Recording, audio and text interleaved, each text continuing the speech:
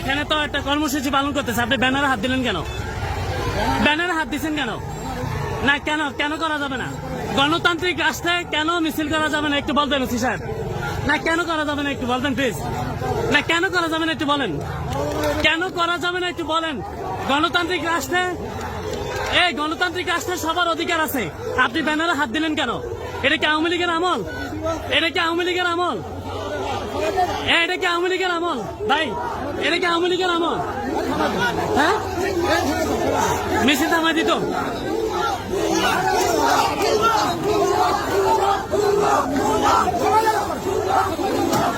কি